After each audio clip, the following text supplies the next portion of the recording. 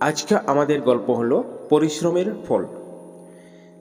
এক সময়ের কথা, এক ছোট্ট গ্রামে দুই ভালো বন্ধু বাস করত, অমন এবং রোহিত। দুজনেই একসঙ্গে খেলতো, একসঙ্গে পড়তো এবং একে অপরের স্বপ্ন শেয়ার করত। অমনের স্বপ্ন ছিল সে বড় হয়ে একজন ভালো কৃষক হবে এবং তার ক্ষেতে প্রচুর ফসল আসবে। আর রোহিতের স্বপ্ন ছিল যে সে শহরে গিয়ে পড়াশোনা করবে এবং একজন বড় ডাক্তার হবে।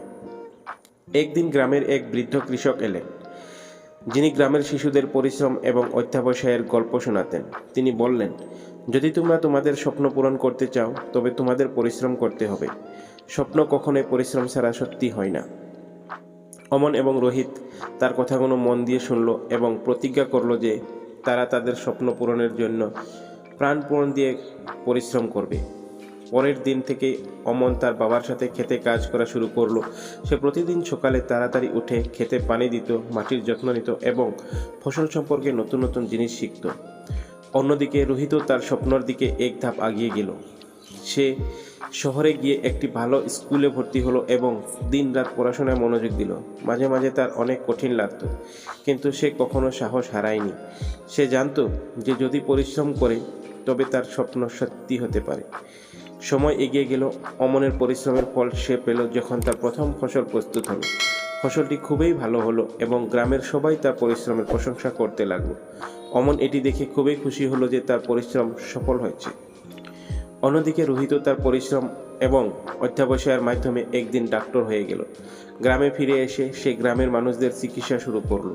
তার কাছে অনেক রোগী আসতো এবং সে সকলের চিকিৎসা সততা এবং নিষ্ঠার সাথে করত।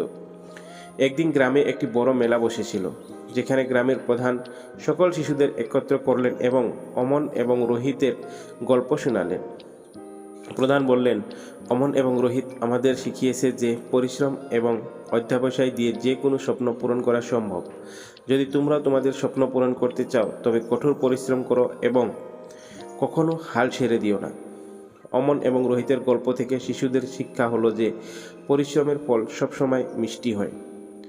পথ যতই কঠিন হোক না কেন, যদি আমাদের ইচ্ছাশক্তি দৃঢ় হয় এবং আমরা পরিশ্রম থেকে পিছপা না হই, তবে আমাদের স্বপ্নগুলো সত্যি করতে পারি।